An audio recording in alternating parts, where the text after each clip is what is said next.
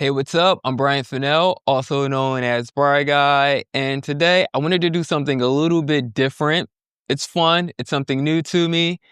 I want to present to beginners a cigar wine pairing presentation. So I have a little bit of a sweet thing going on right now with my cigar and my wine. So that's awesome. Mwah. Yeah, that's where I want to start that off with. But I'm going to try to make this as not as boring or anything like that. I want this to be more engaging, interactive. So if you have any questions, want to shoot any comments, please feel free.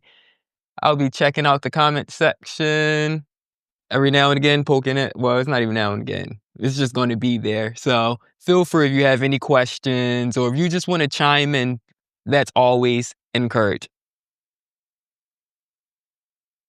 So let's get this started, right? Let me put that down.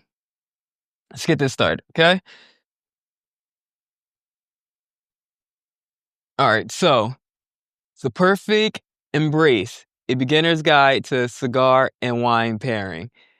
This makes me super excited. It makes me happy just because, the more that I studied cigars and wine pairings, the more that it became really relevant that it's just like food and wine pairings on the philosophy behind it, the structure. So then it became more comfortable to have the conversation with people about what kind of wine they should have with their cigars. So I think that this is really groundbreaking. It's not really mainstream because these two entities usually are two things. They're both super or to the public, seeing luxurious, elitist kind of lifestyles that people indulge themselves in. And they're like different cultures as well, which is strange because you can bring them together and they work perfectly. So why isn't it more people are imbibing wine with their cigars? You usually just see people doing like bourbon, scotches, something brown, Not too much, not too much cocktails or wine. And that that just had a light go off in my head and just like, well, won't you sit there and start the conversation, or not start, but be a part of the conversation, be on the forefront, like really dive into it. And since I'm also still I want to say a novice within the blending of these two worlds, I wanted to start off with some sweet kind of experiences. So for this experience of being on social media and doing this presentation, I wanted to take things really light. So I have a really light, sweet cigar, and I have a white, kind of sweet wine.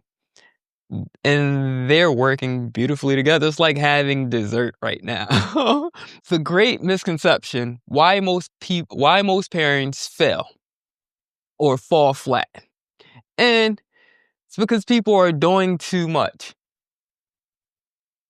It's because people don't really think about what they're putting together. It's just like, I like what I like. And sometimes what you like in these different spaces don't always go together, Like, it could be overpowering. They don't really balance out.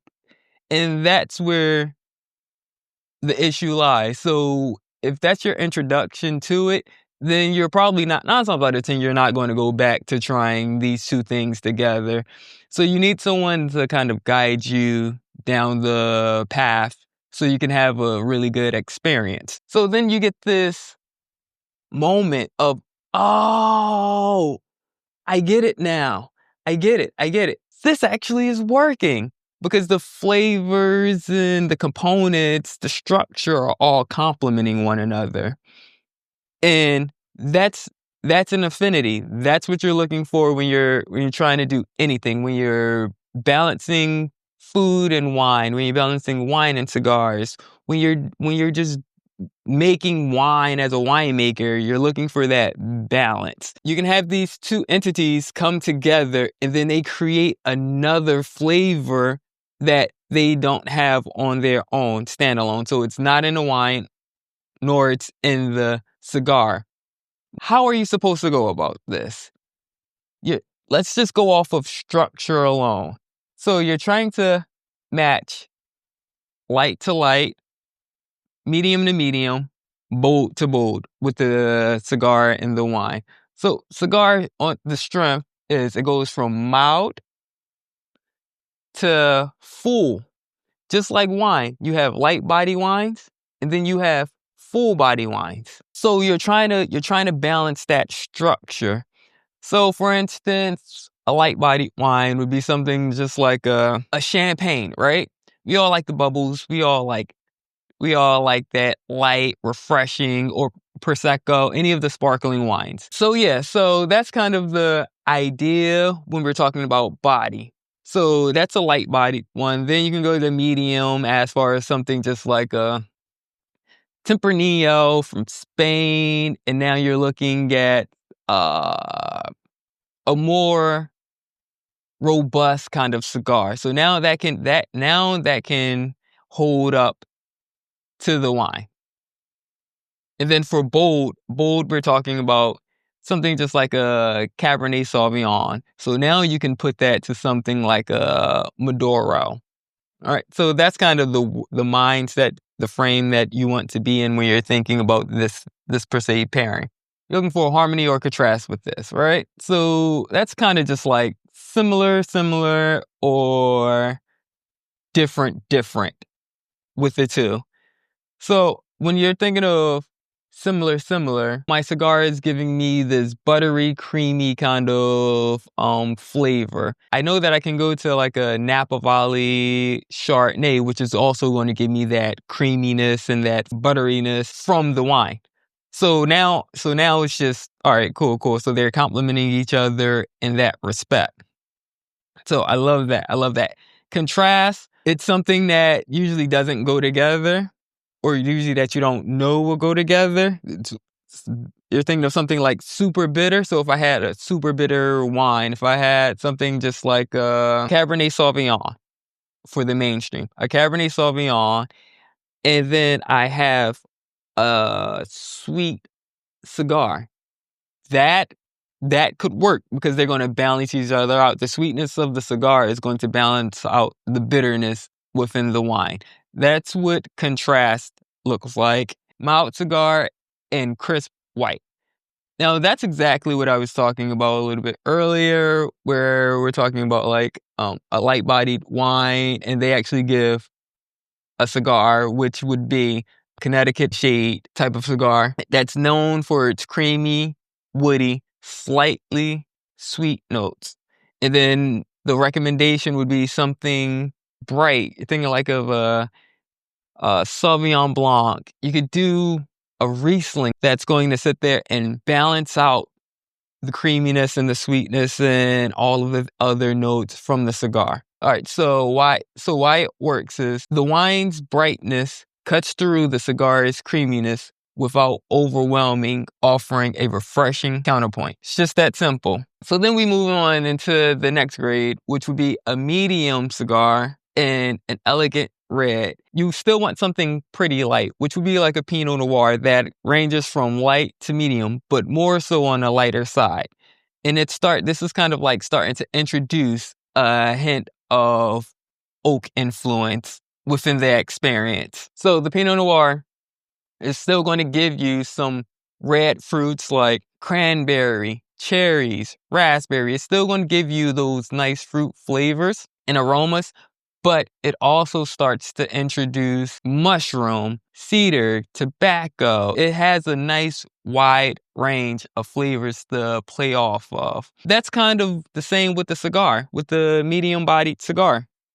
It has a little bit more depth to it, so you get a little bit more flavors from it. Both are nuanced, allowing their subtle complexities to intertwine without one dominating the other. And that's the important part. That they're not overpowering one another. They're both introducing new, more complexities within flavors and aromas, but they're not competing. They're working in unison. And then that brings us to full-bodied cigars and robust reds. So this is where you're thinking about your big, bold, like Napa Valley Cabernet Sauvignons that cost like $1 million. Not really a million, but that's really expensive, high quality, artisanal craftsmanship within the winemaking process.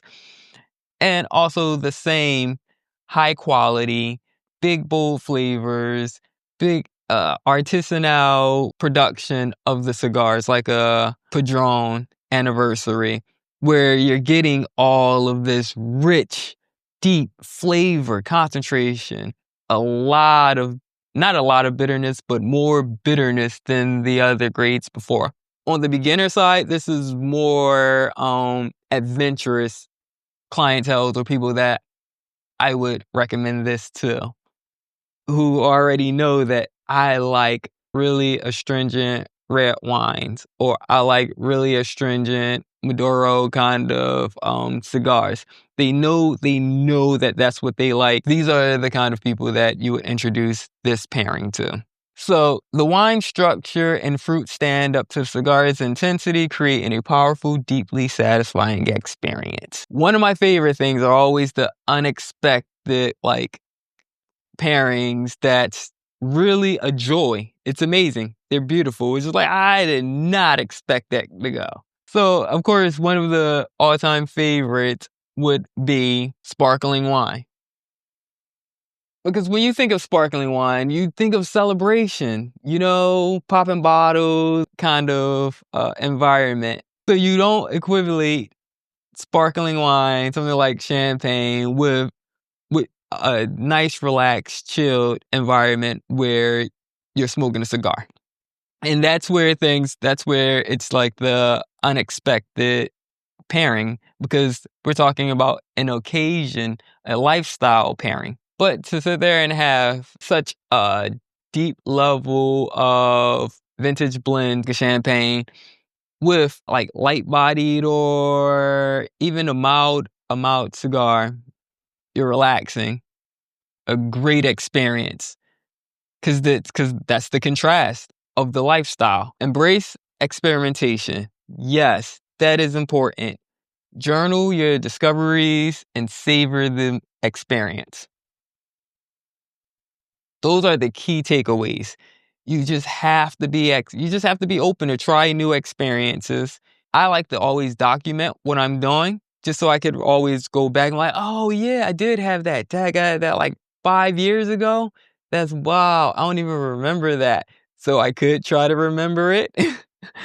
but but also just enjoy the moment that you're in, because that's what we all want. If you enjoyed this presentation, you can always go to my Instagram at BryGuy. My Facebook page is BryGuy. Always go to the website for everything, which is the hub at www.yobryguy.com. Always remember to enjoy responsibly.